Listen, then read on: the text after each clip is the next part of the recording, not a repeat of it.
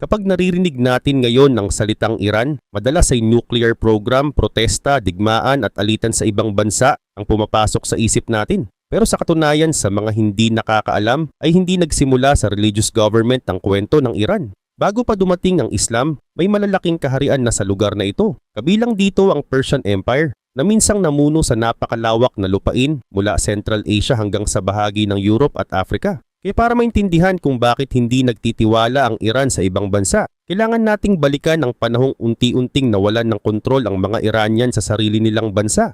Magsisimula ang bahaging ito noong unang bahagi ng 1900s. Ngunit bago yun, kailangan muna nating bumalik sa paligid ng 1800. Noong panahong iyon, ang Iran ay pinamumunuan pa ng Qajar Dynasty. Isa itong pamilya ng mga hari na namuno mula sa huling bahagi ng 1700s hanggang sa unang bahagi ng 1900s. Persya ang karaniwang tawag noon ng mga taga-Europe sa Iran. Ngunit Iran na ang matagal ng tawag ng mga mamamayan sa sarili nilang bansa. Malaki ang lupain ng Iran pero mahina ang central government nito. Kulang sa pera ang hari.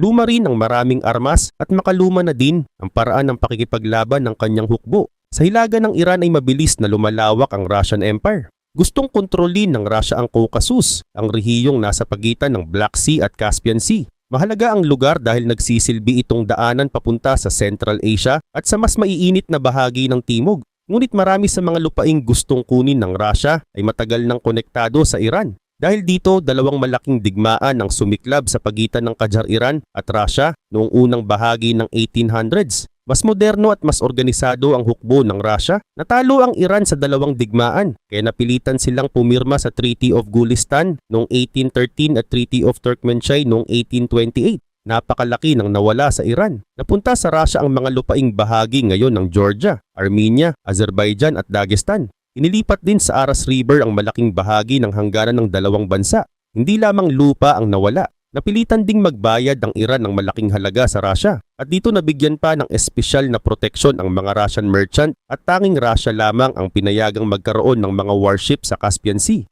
Ibig sabihin, mas makapangyarihan na ang Russia kaysa sa Iran. Kaya madali nitong napipilit ang mahina at kapos sa perang Qajar government. Habang lumalakas ang Russia sa hilaga, nag-aalala naman ang British Empire sa silangan. Kontrolado noon ng Britain ang India na pinakamahalaga at isa sa pinakamayamang kolonya nito. Natatakot ang mga British na baka makalapit ang Russia sa India sa pamamagitan ng Central Asia, Afghanistan at Iran. Mahalaga ito lalo na ang lungsod ng Herat na nasa kasalukuyang Afghanistan. Para sa Britain, maaaring magsilbi ang lugar na daanan ng hukbong gustong umatake sa India. Sa kabila nito, sinubukan ng Iran na kunin ang Herat dahil matagal din itong konektado sa mga kahariang Persian.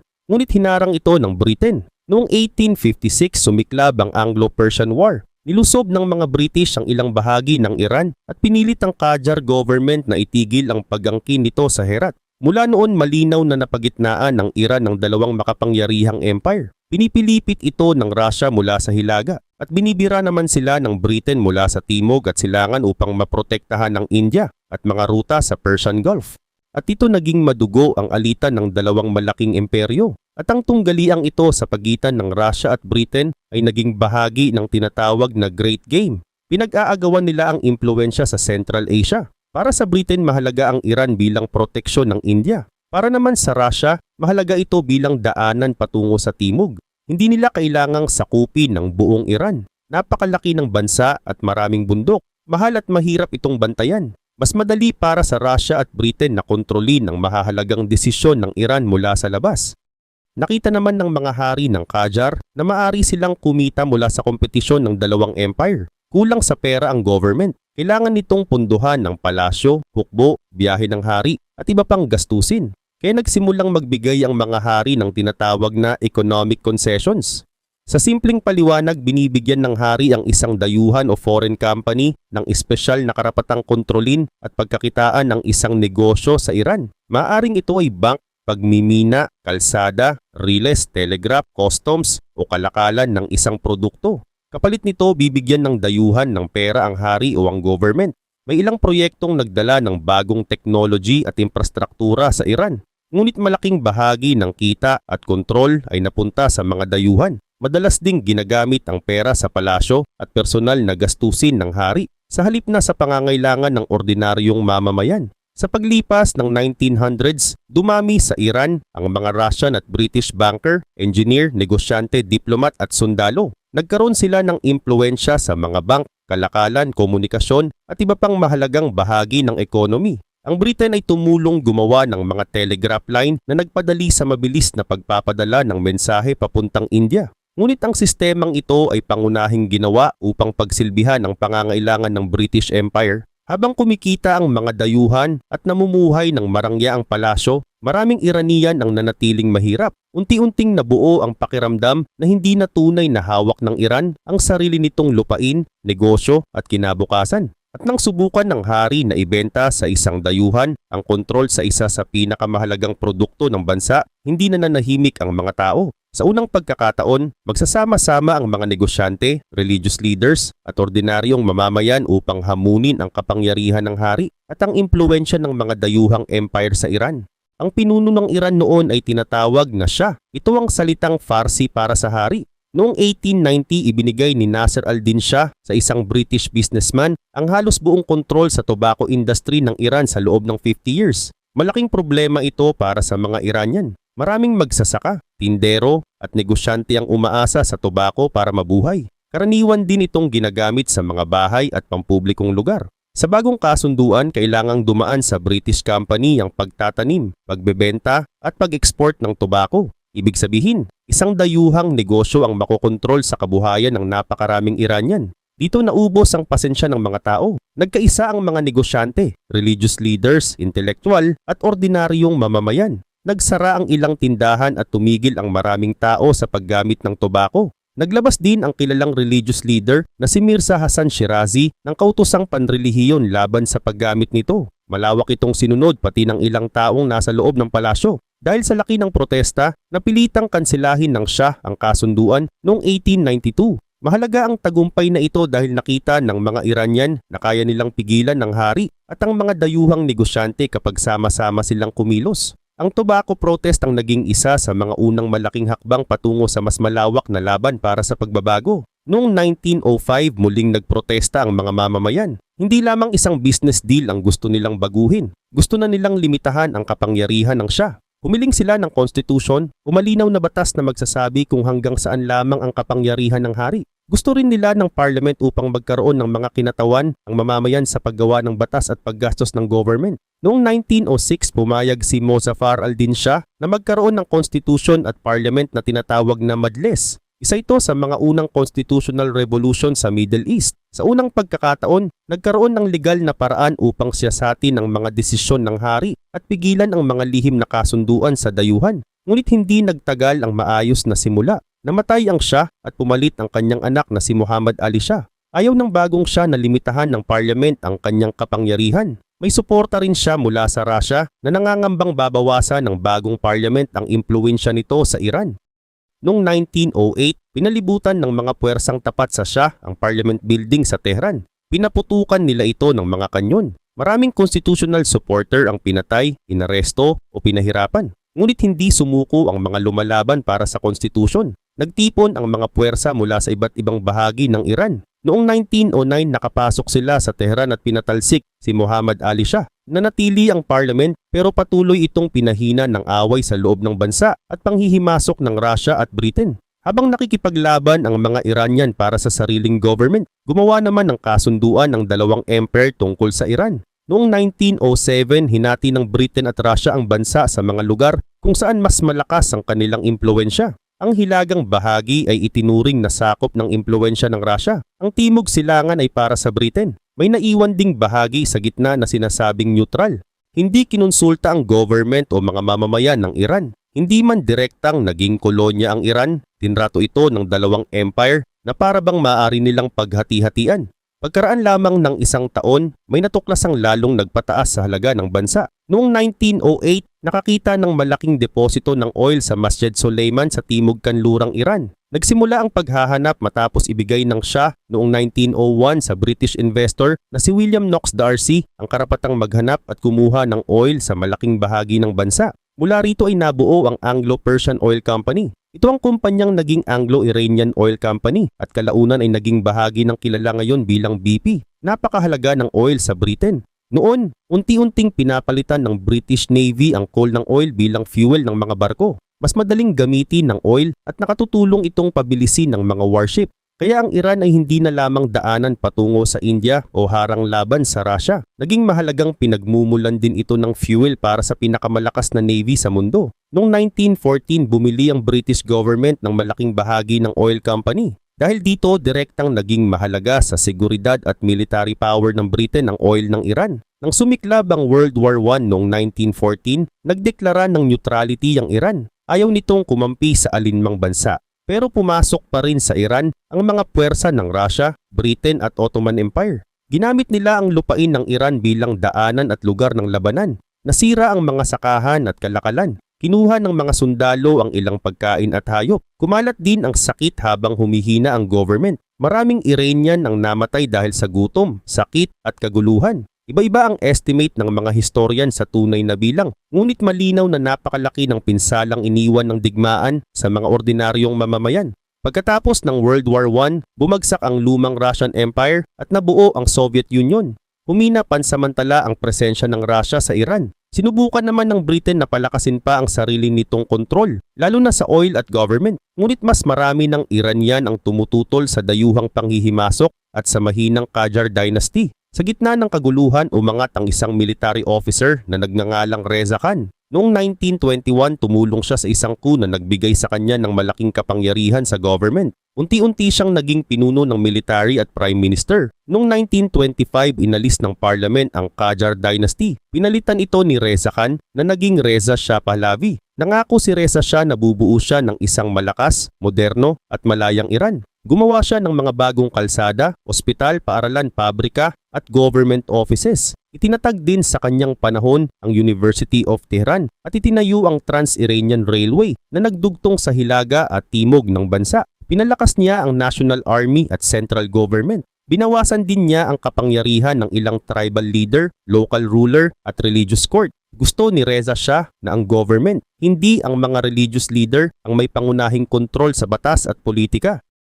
Pinilit din niyang baguhin ang pananamit at pamumuhay ng mga Iranian upang magmukhang moderno ayon sa pananaw niya. Noong 1936, ipinagbawal ng kanyang government ang pagsusuot ng veil sa publiko. May mga babaeng natuwa dahil mas nakapasok sila sa paaralan at trabaho. Ngunit marami rin ang napilitang sumunod at ang ilan ay hindi na lamang lumabas ng bahay. Ang pagbabago ay hindi kusang pagpili ng lahat. Ipinatupad ito ng government gamit ang pulis at puwersa. Habang ginagawa niyang moderno ang Iran, naging mas makapangyarihan at mas mahigpit din si Reza Shah. Pinatahimik niya ang mga kalaban, kinontrol ang media at inalis ang maraming tunay na kalayaan ng parliament. Noong 1935, hiniling ng kanyang government na gamitin ng ibang bansa ang pangalang Iran sa kanilang opisyal na pakikipag-ugnayan sa halip na Persya.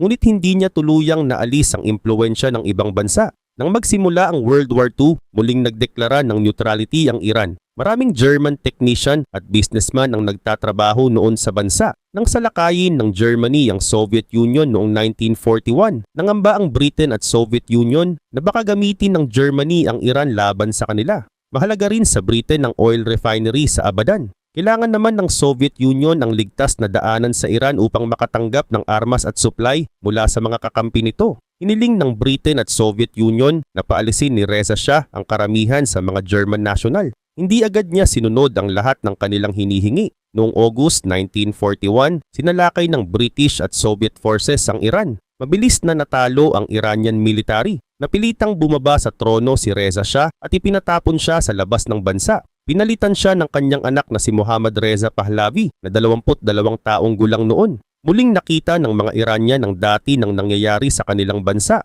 Nagpalit ang hari hindi dahil sa desisyon ng mamamayan, kundi dahil iyon ang gusto ng malalakas na dayuhang bansa.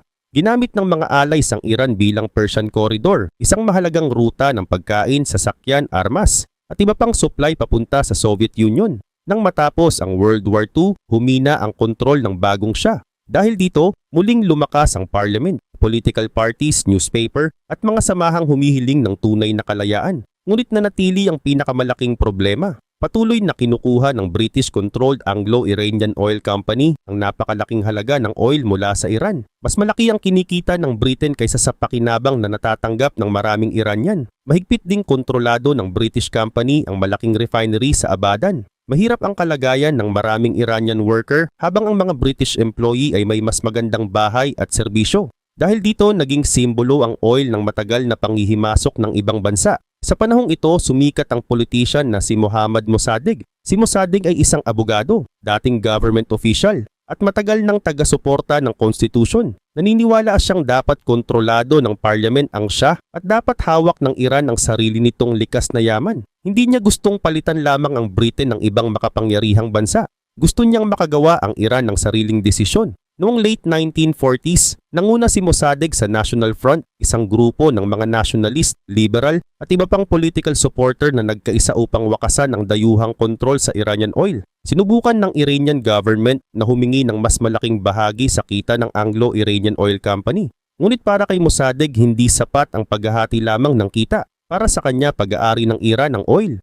Kaya Iran mismo ang dapat magkontrol nito. Noong 1951, sinuportahan ng parliament ang nationalization ng oil industry. Ang nationalization ay pagkuha ng government sa isang pribadong negosyo upang mapunta ito sa kontrol ng bansa. Di nagtagal, naging prime minister si Mohammad Mossadegh. Sa unang tingin, nagtagumpay ang matagal na laban ng mga Iranian. Isang leader na suportado ng parliament ang tumayo laban sa pinakamakapangyarihang empire na matagal nang kumikita sa kanilang lupain.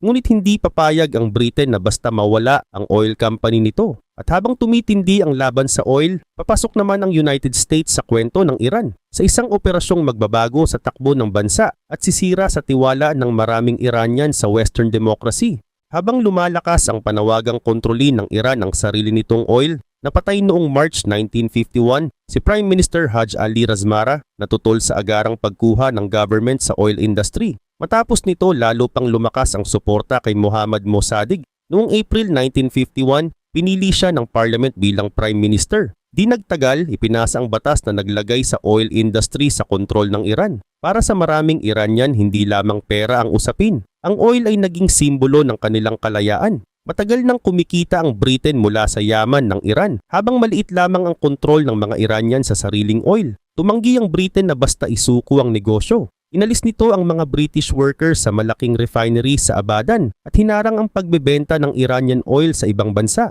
Dahil dito, halos tumigil ang oil export at nawala ng malaking kita ang government. Sinubukan ng United States at World Bank na gumawa ng kasunduan. Handa ang Britain na dagdagan ng perang matatanggap ng Iran, pero ayaw nitong tuluyang isuko ang kontrol. Para naman kay Mossadegh, Iran mismo ang dapat mamahala sa oil nito. Habang lumalala ang economy, nagsimula naman ang Cold War sa pagitan ng United States at Soviet Union. May Communist Party sa Iran na tinatawag na Tudeh Party. Hindi communist si Mossadegh pero natakot ang United States na baka humina ang kanyang government at mapunta ang Iran sa impluwensya ng Soviet Union. Ginamit ng Britain ang takot na ito upang kumbinsihin ng Amerika na tumulong sa pagpapatalsik kay Mossadegh. Noong 1953, nagsanib ang British Intelligence at American CIA sa lihim na operasyong tinawag na Operation Ajax. Nagbigay ang CIA ng pera sa mga politician, newspaper, military officer at organizer. Naglabas ang ilang pahayagan ng mga kwentong laban kay Mossadegh. Nagkaroon din ng mga bayarang demonstrasyon upang palabasing nawawala na ang suporta sa kanya. Ginamit nila ang kapangyarihan ng Shah upang alisin si Mossadegh bilang Prime Minister. Noong una, bumalpak ang plano. Tumakas pa ang Shah palabas ng Iran, ngunit hindi tumigil ang operasyon. Noong August 19, 1953, kumampi sa Shah ang ilang bahagi ng military. Nagkaroon ng labanan sa Tehran at kalaunan ay bumagsak ang government ni Mossadegh. Inaresto siya at nilitis sa military court. Hinatulan siya ng 3 taong pagkakulong at pagkatapos ay inilagay sa house arrest hanggang sa kanyang pagkamatay. Bumalik naman sa Iran si Shah Mohammad Reza Pahlavi at mas naging malakas ang kanyang kapangyarihan. Napakalaki ng epekto ng coup na ito. Para sa maraming Iranian, ipinakita nito na nang subukan nilang kontrolin ang sariling oil sa pamamagitan ng parliament at isang popular na prime minister, tumulong ang Britain at United States upang patalsikin siya. Pagkatapos ng coup, nabuo ang isang grupo ng mga oil company mula Britain, United States, Netherlands at France. Formal na pag-aari ng Iran ng oil, pero malaki pa rin ang kontrol ng mga foreign company sa produksyon at pagbebenta. Mula noon naging pangunahing taga-suporta ng Shah ang United States. Binigyan siya nito ng pera, armas, training at political support. Mahalaga ang Iran sa Amerika dahil malapit ito sa Soviet Union at marami itong oil. Ngunit habang lumalakas ang Shah, humihina naman ang malayang politika. Kinontrol niya ang eleksyon at media. Pinatahimik din ang mga political opponent. Nabuo ang sabak ang secret police ng Shah. Minamanmanan nito ang mga estudyante, journalist, religious leader, communist, nationalist at iba pang kumukontra sa government. Marami ang inaresto, ikinulong at pinahirapan. Dahil dito natakot ang mga tao na magsalita laban sa Shah. Kasabay ng mahigpit na pamamahala, inilunsad ng Shah noong 1963 ang White Revolution. Kasama rito ang pamamahagi ng lupa sa ilang magsasaka, karapatang bumoto ng mga babae, pagpapagawa ng paaralan, ospital, kalsada, pabrika at iba pang proyekto. Maraming babae ang nakapag-aral at nakapagtrabaho. Lumaki rin ang middle class at dumami ang mga nakapag-aral sa university. Pero hindi pantay ang pakinabang. Maraming magsasaka ang nakatanggap ng lupang napakaliit para pagkakitaan. Dahil dito, lumipat sila sa mga lungsod. Habang dumarami ang modernong gusali, dumami rin ang mahihirap na community. Marami ring traditional merchant at religious leader ang nawala ng dating kapangyarihan. Isa sa pinakamalakas na kumontra sa Shah ay ang Shia religious leader na si Ruhollah Khomeini. Tinuligsan niya ang White Revolution, ang malapit na relasyon ng Shah sa United States at ang mahigpit na kontrol ng government.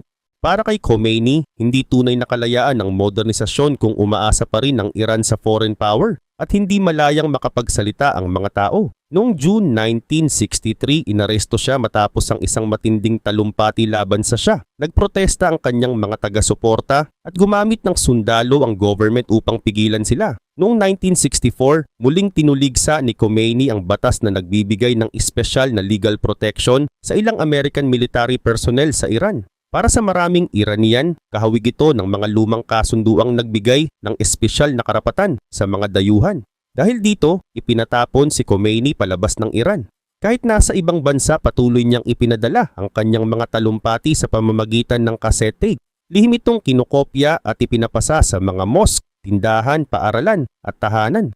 Samantala, mabilis na yumaman ang Iran dahil sa pagtaas ng presyo ng oil noong 1970s. Gumawa ang Shah ng malalaking proyekto at bumili ng napakaraming modernong armas mula sa United States. Naging isa ang Iran sa pinakamalalakas na military power sa Middle East. Ngunit mabilis ding tumaas ang presyo ng mga bilihin at bahay. Dumami ang korupsyon at lumawak ang pagitan ng mayaman at mahirap.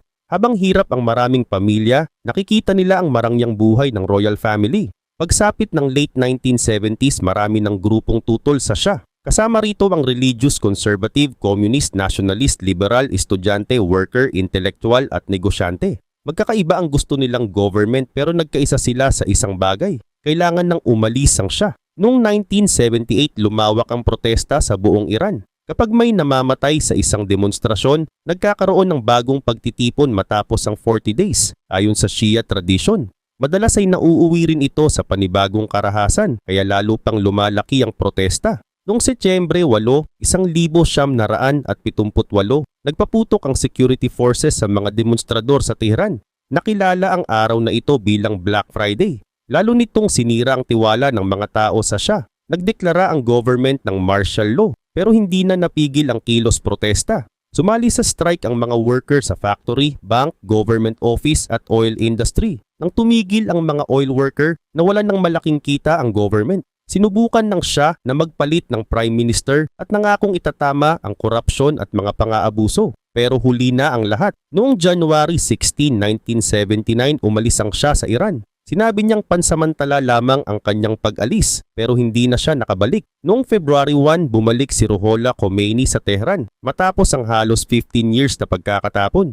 Milyon-milyong tao ang sumalubong sa kanya. Bumagsak ang monarchy na namuno sa Iran sa loob ng maraming dekada. Ngunit ang mga grupong nagkaisa laban sa Shah ay may magkakaibang pangarap para sa bansa. May gustong demokrasi, may gustong socialist government, may gusto namang gawing pangunahing basehan ng batas at politika ang Islam. Kaya matapos mapatalsik ang Shah, nagsimula ang mas malaking laban. Sino ang tunay na hahawak sa bagong Iran? Pagbalik ni Ruhollah Khomeini sa Iran, tuluyang bumagsak ang natitirang kapangyarihan ng monarchy. Maraming sundalo ang tumangging ipagtanggol ang lumang government. Ngunit hindi pare-pareho ang gustong ipalit ng mga grupong nagpatalsik sa Shah. May gustong demokrasi, may socialist government, at may gustong pamahalaang nakabatay sa Islam. Pinakamalakas at pinakamaayos ang grupo ni Khomeini. Malawak ang koneksyon nito sa mga mosque, religious leader, negosyante, at ordinaryong mamamayan.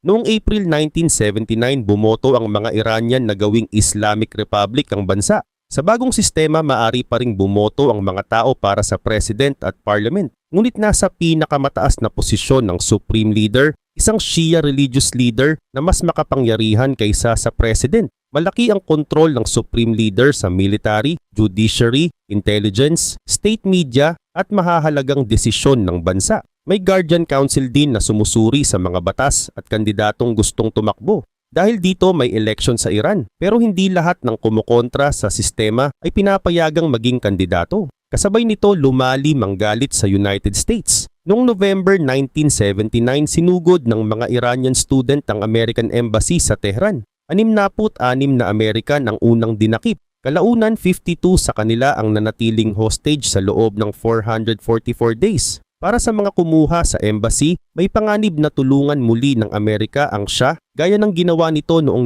1953. Dahil sa hostage crisis, tuluyang nasira ang relasyon ng Iran at United States. Habang binubuo ang bagong government, pinahina rin ng mga taga-suporta ni Khomeini ang ibang grupong kasama sa revolusyon. Isinara ang mga kalabang newspaper. Maraming dating opisyal, liberal, communist at kritiko ang inaresto, pinatay o napilitang tumakas. Nagpatupad din ng government ng mahigpit na religious rules, kabilang ang dress code para sa kababaihan.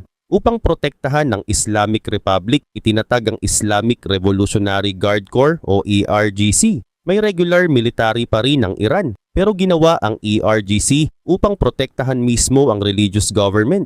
May sarili itong ground forces, navy, missiles, intelligence units, at malaking impluensya sa negosyo at politika. Konektado rito ang Basij, isang volunteer militia na may network sa mga school, workplace, village at neighborhood. Ginagamit ito sa panahon ng digmaan at sa pagpigil sa mga protesta. Hindi nagtagal, naharap agad sa malaking pagsubok ang bagong government. Noong September 1980, sinalakay ng Iraq sa ilalim ni Saddam Hussein ang Iran. Inakala ng Iraq na mahina ang Iran dahil sa revolusyon. Ngunit lumaban ang mga Iranian at tumagal ng 8 years ang digmaan. Napakaraming tao ang namatay. Nasira ang mga lungsod at oil facility. Gumamit din ng Iraq ng chemical weapons. Sa halip na pabagsakin ng Islamic Republic, nakatulong ang digmaan upang palakasin ito. Lumaki ang IRGC at Basij habang mas madaling tinatawag na kakampi ng kalaban ang mga tumututol sa government. Nang matapos ang digmaan noong 1988, nanatili sa kapangyarihan ng Islamic Republic. Namatay si Khomeini noong 1989. Nagpatuloy ang sistemang kanyang itinayo sa ilalim ng sumunod na Supreme Leader.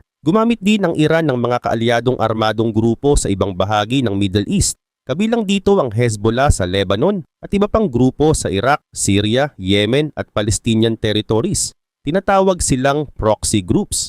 Hindi sila bahagi ng regular military ng Iran, pero maaari silang makatanggap ng pera, training, armas o political support mula rito. Para sa Iran, nagsisilbi silang depensa laban sa United States, Israel at iba pang kalaban. Para naman sa mga kalaban nito, ginagamit sila ng Iran upang palawakin ang kapangyarihan at magdulot ng kaguluhan sa rehiyon. Naging sentro rin ng alitan ng nuclear program ng Iran.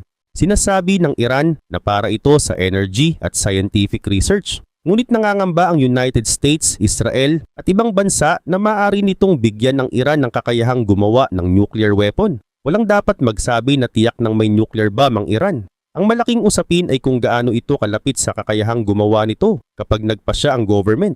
Dahil dito, nagpatupad ng sanctions laban sa Iran. Nilimitahan ng oil export, banking, negosyo at pakikipagkalakalan nito. Malaki ang naging epekto nito sa economy at sa buhay ng ordinaryong mamamayan. Kasabay nito, patuloy ang mga protesta sa loob ng bansa. Nagprotesta ang mga Iranian laban sa korupsyon, kahirapan, eleksyon, kawalan ng trabaho, pagtaas ng presyo at mahihigpit na patakaran sa kababaihan. Noong 2022, sumiklab ang malawak na protesta matapos mamatay si Mahsa Amini, isang 22-year-old na babae na dinakip ng morality police dahil umano sa paraan ng pagsusuot niya ng hijab. Gumamit ang government ng pag-aresto, internet shutdown, security forces, IRGC at Basij upang pigilan ang mga demonstrasyon. Dito makikita kung bakit mahirap pabagsakin ang Islamic Republic. Hindi lamang ito umaasa sa isang pinuno. May Supreme Leader, Guardian Council, Judiciary, Intelligence Agencies, State Media IRGC, Basij at mga religious network na magkakasamang nagpoprotekta sa sistema. Kapag nawala ang isang opisyal, may ibang handang pumalit at ipagpatuloy ang parehong government. Ngunit mahalagang ihiwalay ang Iranian government sa mga mamamayan ng Iran. May sumusuporta sa Islamic Republic. May gustong baguhin lamang ang ilang bahagi nito. Marami rin ang humihingi ng mas malawak na kalayaan o tuluyang bagong sistema. Sa loob ng mahigit 200 years, paulit-ulit na nakaranas ang Iran ng digmaan, coup, sanctions at panghihimasok ng malalakas na bansa. Ginamit ng Islamic Republic ang kasaysayang ito upang sabihin na kailangan ng mahigpit na government para hindi na muling makontrol ng dayuhan ng Iran. Ngunit habang pinoprotektahan ng sistema ang bansa laban sa kapangyarihan mula sa labas, mahigpit din nitong kinokontrol ang sariling mamamayan. Kaya ang kwento ng modern Iran ay hindi lamang tungkol sa relihon. Ito ay kwento ng isang bansang matagal na lumaban upang hindi makontrol ng mga dayuhan, habang patuloy namang ipinaglalaban ng mga mamamayan nito ang kanilang kalayaan sa loob ng sarili nilang bansa.